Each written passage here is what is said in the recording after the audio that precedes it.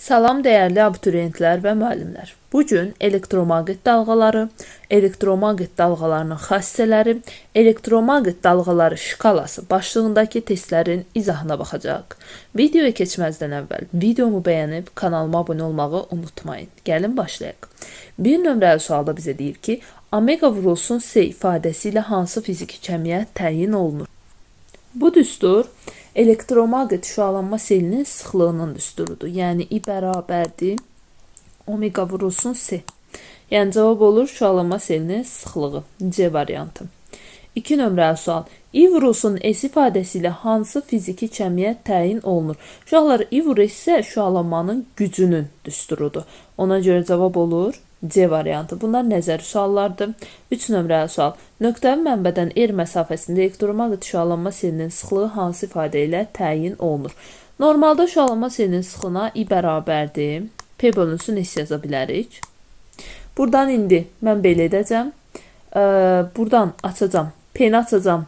Delta W bölünsün delta T ilə. Vuracam isə. Buradan da S-i də açacam. Deməli 1 bölünsün 4 pi r kubundan. Onda 4 pi r kvadratından. Belə bir ifadə alınır. Bunları ayrılıqda yazıbdı R-i. Delta W bölünsün 4 pi r kvadratı vurulsun delta T. Yəni bu da W bölünsün 4 pi delta T vurulsun 1 bölünsün R kvadratdır. Yəni cavab olur C variantı. Sonra davam edək. 4 nömrəli sual. Elektromaqnit şüalanma selinin sıxlığı hansı ifadəyə təyin olunur? I bərabərdir P bölünsün S-dir. Buradan da ki P-ni atsam delta W bölünsün delta T ilə. Onda belə bir ifadə alınır. Yəni cavab olur 4-də Y variantı. 5 nömrəli sual. Nöqtəvi mənbənin şüalandırdığı elektromaqnit dalğasının şüalanma selinin sıxlığı tərs mütənasibdir. Deməli, şüalanma selinin sıxlığı idi. I nə ilə tərs asıdır deyir. Mən buradan I-ni başqa cürdə atsam, belə yaza bilərəm da. Delta W bölünsün S-i də 4 pi r kvadratına atsaram. Nöqtəvi mənbə deyir. 4 pi r kvadratı. Vurulsun delta T. Baxıram ki, burada nəyə fikir veririk? R-lə məsafənin kvadratından tərs mütənasibdir. Yəni cavab olur C variantı. İndi soruşa bilərsiniz ki, bəs rəqslərin tezliyi, baxın, I rəqslərin tezliyinin 4-cü dərəcəsindən düz asılıdır. Yəni üstü 4 ilə. Sonra dalğa uzunluğunun üstündə 4, yəni 4-cü dərəcəsindən tərs asılıdır. Radiusun isə kvadratından tərs asılı olur. Burada da indi bizə yalnız kvadratın verdiyi üçün C-ni götürürəm. 6. Elektromaqnit şüalanmasının gücü şüalandırıcı konturun rəqs tezliyindən asılılığı üçün hansı ifadə doğrudur? Gücdə selin sıxlığı da ikisi də bir-birindən düz asılı olduğu üçün ikisi də tezliyin 4-cü dərəcəsindən düz asılıdır. Yəni cavab olur C variantı. 7 nömrəli sual. Fəzanın verilmiş nöqtəsində elektromaqnit dalğasının elektrik sahəsinin intensivlik və maqnit sahəsinin induksiya vektorlarının rəqsləri arasındakı fazalar fərqi nəyə bərabər olur? Bunlar Y vektoru da, intensivlik vektoru da, B maqnit induksiya vektoru da eyni fazada rəqs edirlər. Yəni Y ilə B eyni qanunla dəyişir. Hər ikisi ya sinusla, ya da hər ikisi kosinusla dəyişir. Yəni ona görə də aralarındakı fazalar fərqi sıfırdır. 8 nömrəli sual. Hansı növ elektromaqnit dalğası ən kiçik tezliyə malikdir? Deməli, biz elektromaqnit dalğalar şkalasını sırayla yazsaq. Birinci gəlir radio dalğa. İkinci gəlir infraqırmızı şüalanma, infra. Üçüncü gəlir deməli görünən işıq, yəni görünən işığın da tərkibində 7 dənə rəng var. Dördüncü olaraq gəlir ultra bənövşəyi, qısa yazıram ultra. Beşinci gəlir rentgen. Altıncı da gəlir deməli qamma. Burada siyahı necədir? Yuxarıdan aşağıya doğru getdikcə bu dalğaların tezlikləri artır. Mənə də deyir ki, ən kiçik tezlik, onda radio dalğa götürməliyim. Radio dalğa yoxdursa ondan sonraki, yəni infraqırmızı şüalanmanı götürürəm. 8-də cavab olur B variantı. 9 nömrəli sual. Hansı növ elektromaqnit dalğası ən kiçik dalğa uzunluğuna malikdir? Baxın, nü bərabərdir və yaxud da lambda yazaq. Lambda bərabərdir V bölü nü. Yəni dalğa uzunluğunun tezliyi ilə tərs asılıdır. Yuxarıdan aşağıya doğru getdikcə tezliyi artırsa, onda dalğa uzunluğu nə edir? Azalır. Burada deyir ki, ən kiçik dalğa uzunluğu yuxarıdan aşağıya doğru azalırsa ən kiçik qammadadır. Cavab olur D variantı. Gəlirəm 10 nömrəli suala. 4 pi kvadratı vurulsun i ifadəsi ilə hansı fiziki kəmiyyət təyin olunur? Deməli, düstur necədir? I bərabərdir p bölünsün s-dir. 4 pi kvadratı s-in açılışıdır. Onda p bölünsün 4 pi kvadratı yazsam. Buradan da p-ni tapanda nə alıram? 4 pi kvadratı vurulsun i. Yəni şualamanın gücüdür. Onda cavab olur A variantı. 11. is delta t ifadəsi hansı fiziki kəmiyyət təyin olunur? Yazaq. I bərabərdir. P bölünsün s-dir. S qalıb, deməli p-ni açıbdır. Delta w bölünsün s vurulsun delta t. Buradan da delta w'nu tapanda delta w bərabərdir. S delta t vurulsun i olur. Yəni bu ifadəni alıram. Bu da ki bizə verir şualamanın enerjisini. C variantı. 12. 2 pi isə kök altında s ifadəsi hansı fiziki kəmiyyət təyin olunur? Uşaqlar, bu dalğa uzunluğudur. Göstərəcəm indi. Lambda bərabərdir. Daha doğrusu vt. Aha. Burada. Məsələn, bizdə nə istəyir? Hə, dalğa uzunluğunu istəyir. V-nin yerinə işıq sürətindən yayıldığı üçün S yazaram. T-nin də yerinə 2 pi kök altında S yazaram. Sübhanın dalğa uzunluğunun düsturunu aldım. Deməli, şualandırdığı elektromaqnit dalğaların uzunluğudur. 12-də cavab olur B variantı. 13. Lambda bölünsün 2 pi kök altında S. Buradan da baxın, bu ifadədən S-ni tapmışam. Sürəti yəni. Lambda bölünsün 2 pi kök altında S-dir. Yəni elektromaqnit dalğalarının sürəti. 13-də cavab C variantı. 14. P bölünsün 4 pi kvadratı. Şualama selinin sıxlığıdır. Çünki bərabər P bölü S-dir. S-i də buradan açıb P bölünsün 4 pi kvadrat olur. Yəni şualama selinin sıxlığı. Cavab D variantı. 15. P bölünsün I. Baxın, düstur I bərabər P bölü S-dir. Deməli, buradan S-i tapıb da. S-i tapanda o P bölünsün I. Yəni səthinin sahəsi 15-də variantı. 16. Elektromaqnit dalğasında B maqnit induksiya vektoru. Baxın. Y-də Y, B, V. Üçü də bir-birinə perpendikulyar olur. Y ilə B də eyni fazada rəqs edir. Onda B induksiya vektoru sürət vektoruna da perpendikulyar olmalıdır. İntensivliyə də. Mənə də bir dənə intensivliyə perpendikulyar olduğunu verib. Ona görə cavab olur Y variantı. 17-də Y intensivlik vektoru B-yə də, V-yə də perpendikulyar olmalıdır. Bizə də bir dənə A-nı veribdir. B-ni onu götürürəm. Yəni V-ni də perpendikulyar verirsə, o da düzdür. 18. Elektromaqnit dalğası mühitdən vakuma keçir. İstəyir mexaniki dalğa olsun, istəyir elektromaqnit dalğası olsun. Bir mühitdən digərinə keçəndə tezlik və period dəyişmir. Konstant qalır. Bunu bildikdən sonra digər variantlar gedir. İndi baxıram. Mühitdən vakuma keçir. Sındırma əmsalına baxıram. Mühitin sındırma əmsalı 1-dir. Vakuumun sındırma əmsalında, gəlin belə götürək də, vakuum 1-dir. Mühitin sındırma əmsalını bilmirəm da, çoxdur. Çünki ən kiçik sındırma əmsalı vakuumda olur. Mühitdə də məsələn götürək 3. İndi mühitdən vakuuma keçəndə sındırma əmsalı azalır.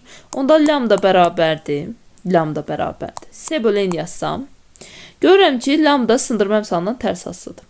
Yəni sındırma əmsalı azalırsa, onda dalğa uzunluğu deməli artmalıdır. Cavab Y variantı. Burada bir dənə S bölünsün n deyil. Çünki orada V bölünüdür düstur. Burada lambda 0 bölünsün n'dir. Aha. Sonra 19. Elektromaqnit dalğası mühitdən vakuuma keçir. Deməli, mühitdən vakuuma keçirsə, böyükdən kiçiyə keçir. Çünki vakuumunki ən kiçiyi olur, sındırma əmsalı 1. Mühitinki də məsələn olsun 5. 5-dən 1-ə keçir, sındırma əmsalı azalır. Onda period tezlik dedik dəyişmir. Sürətə də baxanda V bərabərdir S bölü n. Buradan da tərs asıdır. Sındırma əmsalı azaldısa sürət artmalıdır. Yəni cavab olur 19-da D variantı. 20. Elektromaqnit dalğası vakuumda yayılır. Dalğanın yayılma istiqaməti intensivlik vektoru arasındakı bucaq. Yayılma istiqaməti deyəndə yəni sürətdən söhbət gedir. Sürətlə intensivlik. Dedim ki, sürət, intensivlik və B induksiya vektoru üçü də bir-birinə nə olur? Perpendikulyar olur. Yəni aralarındakı bucaq 90 dərəcə olur. Ona görə 20-də cavab oldu B variantı. 21. Elektromaqnit dalğası vakuumda yayılır. Dalğanın yayılma istiqaməti maqnit sahəsinin induksiya vektoru arasında bucaq. Yəni B ilə V də yenə 90 dərəcədir. Cavab B. 22. Deyir ki, nöqtəvi mənbədən R məsafədə elektromaqnit şüalanma selinin sıxlığı idir. Həmin mənbədən 2 R məsafədə şüalanma selinin sıxlığı. Düsturu yazaram. I bərabər P bölünsün S-dir. Buradan da açaram. P qalsın yerində S açıram 4 pi kvadratından. Baxıram buradan da I ilə R tərs kvadratikasıdır, yazıram. I1-in I2 olan nisbəti bərabərdir. R2-nin R1 olan nisbətinin kvadratına. I1 idi. I2-ni verib mi? Yoxdur. Onda beləcə qalsın. bərabərdir. R2 2'dir. R1 də R'dir. Bunun kvadratı. Bunlar gedir 4 düşür. Çarpazla vuranda I2 bərabərdir. I1 bölünsün 4'ə. Yəni cavab olur 22 da variant. 23. Hansı qrafik açıq rəqs konturunun şüalandırıldığı elektromaqnit dalğasının dalğa uzunluğunun konturun elektrik tutumundan asılılığı. Lambda bərabər VT-dir. Yəni ST yazaq. T'nin də yerinə 2 pi kök altında S qoysam olur 2 pi S kök altında S. Bunları qarışdırmayın uşaqlar. 2 dənə S var. Bu kökdən kənarda olan sürətdir. Kökün altında olan tutumdur. Məndən də tutumdan asılılığını istəyir. Necə asılıdır? Kök altı düz. Yəni cavab olur 23-də Y variantı. 24. Hansı qrafik sarğacın rəqs konturunun şüalandırdığı elektromaqnit dalğasının dalğa uzunluğunun konturunun induktivliyindən asılılıdır? Düstur yenə lambda bərabərdir. 2 pi S kök altında S'dir. İnduktivliklə necə asılıdır? Kök altı düz. Yəni cavab olur D variantı. 25. Vakuumda elektromaqnit dalğasının yayılma sürətinin rəqs tezliyindən asılılıq qrafiki hansıdır? Sürət lambdadan, nüdən, T'dən asılı deyil. Düzdür, bunlar sürətdən asılıdır, amma sürət bunlardan asılı deyil. Ona görə cavab A. Sonra 26. Lambdadan da asılılığı yoxdur. Cavab C variantı. Yəni yalnız mühitin xassələrindən, yəni sındırma əmsalından asılıdır. Bir mühitdən digərinə keçəndə sındırma əmsalı artırsa sürət də artır. Daha doğrusu sürət azalır, çünki S bölü N'dir, tərs asılıdır. 27. Hansı halda elektromaqnit dalğasının şüalanması baş verir? Baxın uşaqlar. Şüalanmanın baş verməsi üçün birinci növbədə zərrəcik yükę malik olmalıdır. Yəni elektromaqnit dalğasının şüalanması üçün birinci zərrəcik yük olmalıdır. Yüksüzləri ataram. Neytron getdimi? Sonra naqildən sabit cərəyan keçir, orada yükdən söhbət getmir də, yük olmalıdır orada. İkinci olaraq yük hərəkət etməlidir və sürətin dəyişərək hərəkət etməlidir. Yəni müəyyən belə deyim də sürətini ya artırmalı, ya azaltmalıdır. Bərabər sürətlə hərəkət edə bilməz. Bu bizim əsas şərtimizdir. Bir zərrəciyin yükü olmalıdır. 2 təcilli hərəkət etməlidir. Belə də yadınızda saxlaya bilərsiniz. Bərabər sürətlə hərəkətdə təcil yoxdur. Ona görə də bərabər sürətlə hərəkətləri götürə bilmərəm. Ona görə cavab olur C variantı. 28. Hansı halda elektromaqnit dalğasının şüalanması baş verir? Dedik yüklü olmalıdır. Yəni neytron ola bilməz. Alfa beta hissəcik elektron seli ola bilər. Amma bunlar bərabər sürətlə hərəkət edir. Atom tormozlandıqda yavaşayan hərəkət edir. Bu təcilli hərəkətdir. Cavab C variantı. 29. Elektromaqnit rəqslərinin tezliyini kökdə 2 dəfə artırdıqda şüalanma selinin sıxlığı necə dəyişər? Şüalanma selinin sıxlığı tezliyin 4-cü dərəcəsindən düz asılıdır. Mən kökdə 2-ni 4-cü dərəcəyə yüksəltsəm, kvadratından kök gedər. Onda qalar 2'nin kvadratı 4. Yəni tezlik nədir? Şüalanma selinin sıxlığı 4 dəfə artmalıdır. Cavab B variantı. Gəlirəm növbəti sualı 30. Şüalanan elektromaqnit rəqslərinin tezliyini 3 dəfə azaltdıqda. Dedik ki, şüalanma selinin sıxlığı tezliyin 4-cü dərəcəsindən düzdür. 3 dəfə azaldıramsa 3 üstü 4 dəfə şüalanma selinin sıxlığı azalır. O da ki 81 dəfədir. Deməli 81 dəfə azalır. Yəni cavab olur Y variantı. 31. Düz xətlə hərəkət edən protona təsir edən vəzləyici qüvvənin zamanda asılılıq qrafiki vermişdir. Hansı zaman intervalında proton elektromaqnit dalğası şüalandırır? Dedik yüklü olmalıdır, proton yüklüdür və təcilli hərəkət etməlidir. Fikir verirsinizsə 0T1-də qüvvə yoxdur. Qüvvə 0-dır. O deməkdir ki, həmin hissədə təcil də yoxdur. Zərrəcik təcilli hərəkət etmir, bərabər sürətlə hərəkət edib. Bu halda elektromaqnit dalğası şüalandıra bilməz. Bunlar getdi. T1 T2-də ola bilər. Təcil sabitdir, amma var. Qüvvə kimi. Qüvvə sabitdir, təcil də sabitdir. Var. Qiyməti varsa bu təcilli hərəkətdir. Ya yeniləşən hərəkət edib, ya yavaşlayan. Ona görə T1, T2 var. Sonra T2, T3-də də var. Qüvvə varsa təcil də var. Elektromaqnit dalğası şüalanır. T3-dən sonra yenə yoxdur. Çünki qüvvə 0, təcil 0, onda şüalanmaz. Cavab olur 31-də variantı. 32. Deyir ki, hansı zaman intervalında elektromaqnit dalğası şüalandırır təcilli hərəkətdə? T1, T2-də yoxdur təcil, bir dənə 0 T1-dən T2, T3-dədir. Ona görə cavab olur Y variantı. Yəni orada qüvvə sabitdir, onda təcil də sabitdir. Yəni müəyyən bir qiyməti var.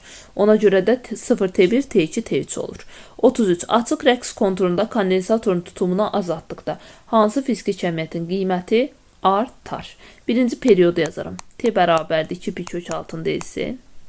Bu deməli tutumla düz asılıdır. Tutumu azaldıramsa period da azalmalıdır. Onda bunlar getdi. Mənə deyir artsın.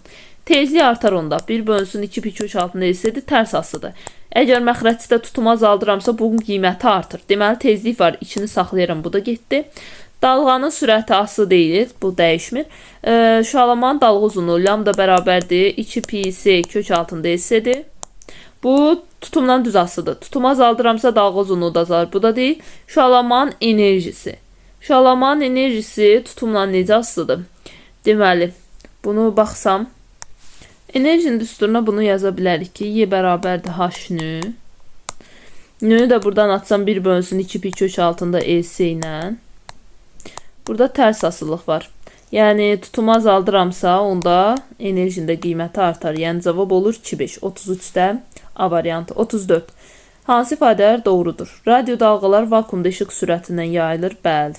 İşıq sürətindən yayılır, amma məsələn mexaniki dalğa vakuumda heç yayıla bilmir. Bir var, qalanları getdi. Elektrik və maqnit sahələrində meyl edə bilir. Xeyr.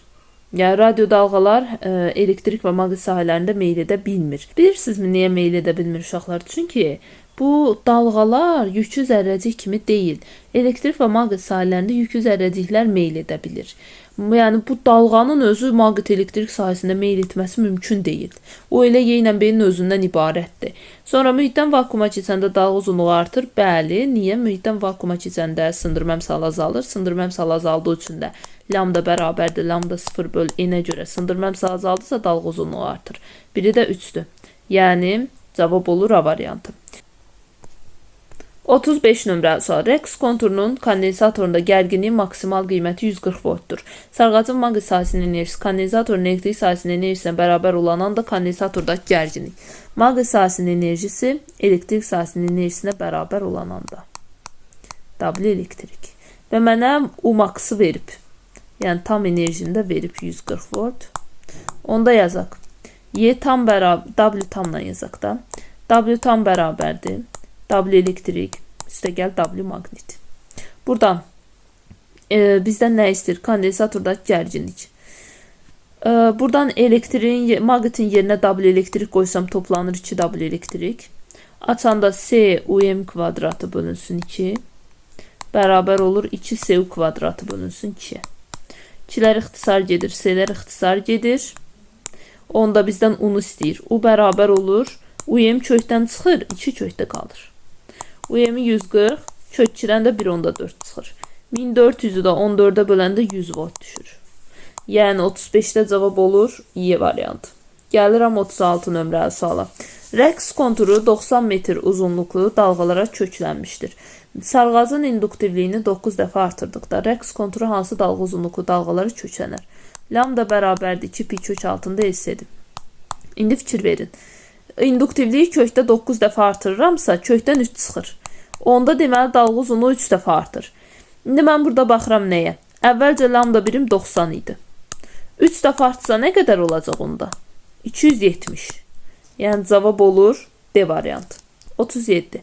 Rəqs konturu el induktivlikli sarğacdan və paralel birləşdirilmiş eyni tutumlu iki kondensatordan ibarətdir. Bu kontur 80 metr uzunluqlu dalğalara köklənmişdir. Kondensatorları ardıcıl birləşdirsək, rəqs konturu hansı dalğa uzunluqlu dalğalara köklənər? Birinci halda tapaq. Bunlar necə birləşir? Paralel. Onda ümumi tutumu tapanda tutaq ki, 2 də nədir elə? Tutumları. Onda S1 plus S2 eynidirsə 2S yazaram. İkinci halda isə ardıcıl birləşdiribsə S ümumi bərabər olur S bölünsün 2'ye. Onda lambda bərabərdir 2 pi S kök altında LS yazsam, buradan S ilə kök altı düz asılıdır yazaram.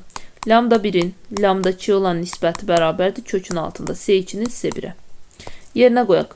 Lambda 1 80'dir. Lambda 2 yoxdur. Bərabərdir. S2'im S bölünsün 2'dir. S1'im də 2S'dir. Bu kökdə 4'də 1 edir. Ondan da 2'də 1 çıxır. Çarpaz da vursam. Lambda 2 bərabərdir. Deməli. Düzmü getdi? Bir dəqiqə burada tərs asılıq qurdum. Bunlar düz asılıdır. S1'in S2 olan nisbəti bir dəqiqə. Deməli S1'in S2 olan nisbətinə S1 2S'dir. S2'im də S bölü 2'dir. 2 sürətə S məxrəcə bunlar gedir. 4'dən də 2 çıxır. Onda lambda 2'ni də tapanda 40 metr alıram. Cavab olur B variantı. Sonra gəlirəm 38. Açıq rəqs konturunda cərəyan şiddəti qanunu ilə dəyişir. Bu konturun şüalandırdığı dalğanın dalğa uzunluğunu hesablayın. Baxın, S-ni verib 3 vur 10 üstü 8. Omeqanı da verib 10 üstü 8 pi. Çünki im kosinus omega t'dir. İndi omegadan periodu taparam. 2 pi və yaxud da tezliyi taparam. Fərq yoxdur. Gəlin periodu tapaq. T'ni tapanda 2 pini bölməliyəm omega. Omega da 10 üstü 8 pidir. Bunlar ixtisar gedər. Periodu taparam 2 vur 10 üstü mənfi 8. Sonra dalga uzunluğunu da yerinə qoyaram. Lambda bərabərdir 2 pi s. Kök altında LC. Bir dəqiqə. Heç buna ehtiyac yoxdur. Period var, S var. Onda yazaram S bölünsün T. S vurulsun T. S 3 vur 10 üstü 8'dir.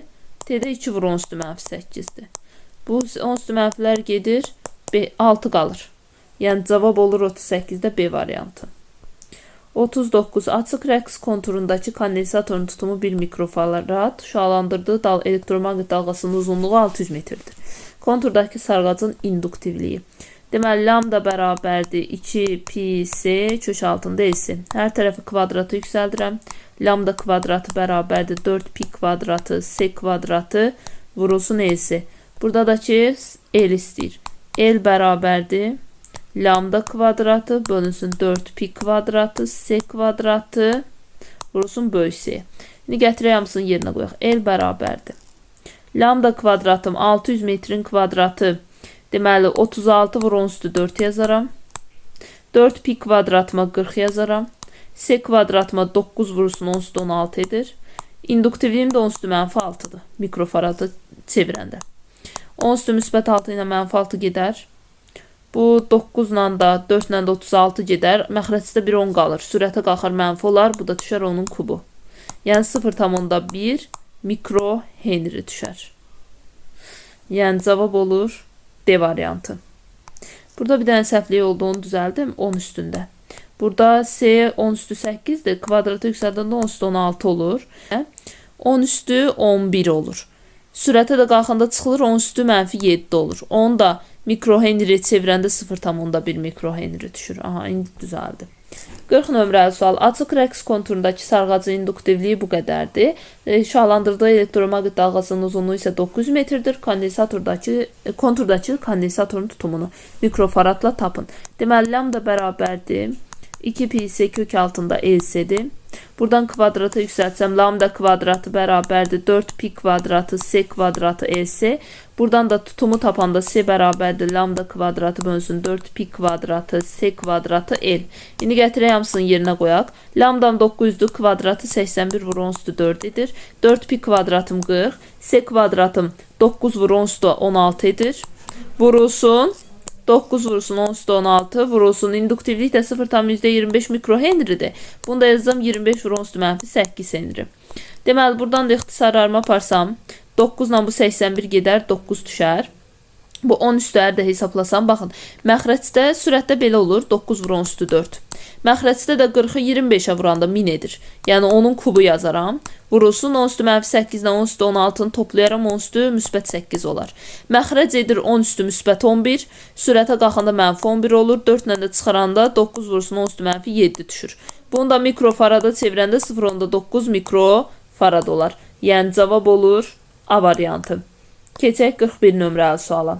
41 nömrəli sualda bizə deyir ki, elektromaqnit dalğası şüalandıran nöqtəvi mənbənin gücü 120 kW'dır. Mənbədən hansı məsafədə şüalama selinin sıxlığı bu qədər olar. Deməli, güc var, yazaram. I bərabərdir P bölünsün S. Bir dənə S açacam. Buradan da deməli S açacam P bölünsün 4 pi R kvadratından. Buradan da R kvadratını tapaq, ya da elə R'i tapaq da. R bərabərdir kökün altında P bölünsün 4 pi vurulsun i'yə. İndi gətirək hamısını yerinə qoyaq. Deməli, kökün altında P 120 kW'dır. Bunu açıram 120 vurulsun 10 üstü 3. Bölünsün 4 pi 12'dir.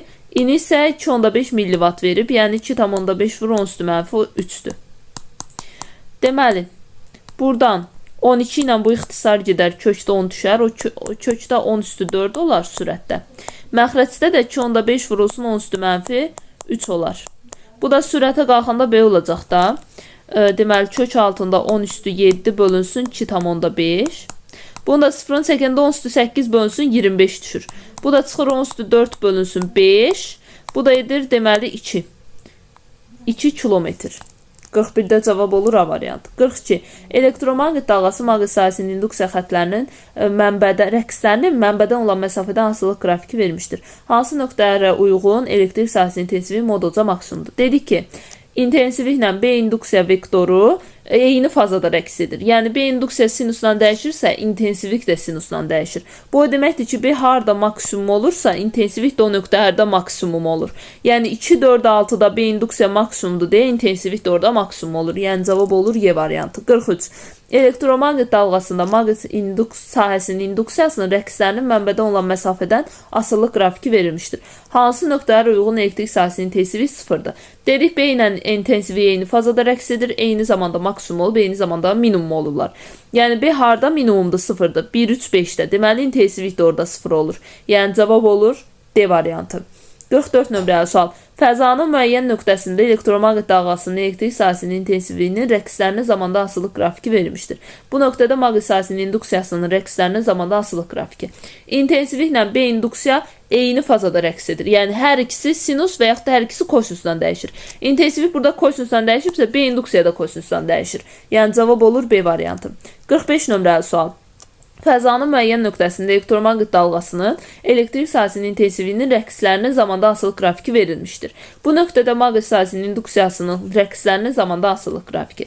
Dedik Y ilə B-nin zamandan asılılığı eyni cür dəyişir. Y sinusla dəyişibmi? B də sinusla dəyişir. Y kosinusla mı dəyişdi? B də kosinusla dəyişir. İndi burada sinusla dəyişibsə, onda B də sinusla dəyişməlidir. 45-də cavab olur D variantı. Gəlirəm növbəti suala. 46. Fəzanın müəyyən nöqtəsində elektromaqnit dalğasına maqnit sahəsinin induksiyasının rəqslərinin zamanda asılılıq qrafiki verilmişdir.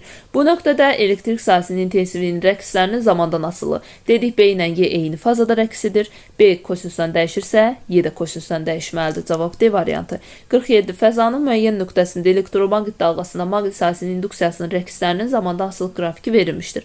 Bu nöqtədə elektrik sahəsinin intensivliyinin rəqslərinin zamanda asılılıq qrafiki hansıdır? Burada baxıram ki, yenə dedik eyni fazada rəqs edir. B sinusla dəyişibsə, Y də sinusla dəyişməlidir. Cavab olur C variantı. 48 nömrəli sual. Hansı ifadələr doğrudur? Vakuumda yayılan elektromaqnit dalğasının tezliyini 2 dəfə artırdıqda. Lambda bərabərdir və S bölünsününü yazıram. Tezlik 2 dəfə artırsa, dalğa uzunluğu 2 dəfə azalmalıdır. Var mı burada? Var. 4-ü götürərəm. Sonra baxıram rəqslərin perioduna. Period tezliklə tərs asılıdır. Tezlik 2 dəfə artıbsa, rəqslərin periodu da 2 dəfə azalmalıdır. Bir də elektromaqnit dalğasının yayılma sürəti tezlik perioddan asılı deyil. Ona görə cavab olur 3, 4, 5. 49. Elektromaqnit dalğası şüalandıran nöqtənin mənbənin gücü 480 kW-dır. Mənbədən 1 kilometr məsafədə şüalanma selinin sıxlığını hesablayın. Deməli, yazıram I bərabərdir P bölünsün S. Buradan da S-i də açıram, P bölünsün 4 pi r kvadratı. Heç buradan hamısını yerinə qoyuram. I bərabərdir. P-nin qiyməti 480 kW-dır. Yəni 480 vur 13 yazıram. 4 pim 12 edir. Vururam R kvadratımda 1 kilometrdir. Bu da ki, nə qədər edir? 1000 metr edir. 10 da kvadratı 13 edir. 10 da kvadratı 16 edir. Deməli, 480-i 12-yə bölsəm 40 düşər. Vuraram 16 da sürətə qalxar 10 üstü mənfi 6 olar. Müsbət 3 ilə toplanda 10 üstü mənfi 3 olar. Millivata da çevirəndə elə 10 üstü mənfi 3 millivata çevirilər. Qalar nə? 40 millivat bölünsün metr kvadratı. Gələrəm 50 nömrəli suala. Elektromaqnit dalğası şüalandıran nöqtənin mənbədən 1 kilometr məsafədə şüalanma selinin sıxlığı 2.5-dir. Mənbəyin gücü. Deməli, I bərabərdir. P bölünsün 4 pi r kvadratıdır. Buradan da gücü istəyirsə P bərabərdir. I vurulsun 4 pi r kvadratı. İndi hamısını bir-birinə vuracaq. Göy, I neçədir? I-ni deməli 2.5 millivat verib. Yəni yazıram ki, 10.5 vurulsun 10 üstü mənfi 3. Vur 4 pi 12'dir. Vurulsun R kvadratımda 1 kilometrdir. Metrə çevirim, axırda kilovata keçərik. 1 kilometrin 1000 metrdir. 13 kvadrat 6. Deməli, buradan 25, 2.5'i 12'ye vursak nə qədər edər? Birinci 10 üstün yazaq. 10 üstü müsbət 3 edir. 2.5'i də 12'ye vursak. Bu da mənə verir 30. 30 vur 10 üstü müsbət 3. Bunu da kilovata çevirəndə elə 10 üstü müsbət 3 gedir. Qalır 30 kilovat. Cavab olur 30.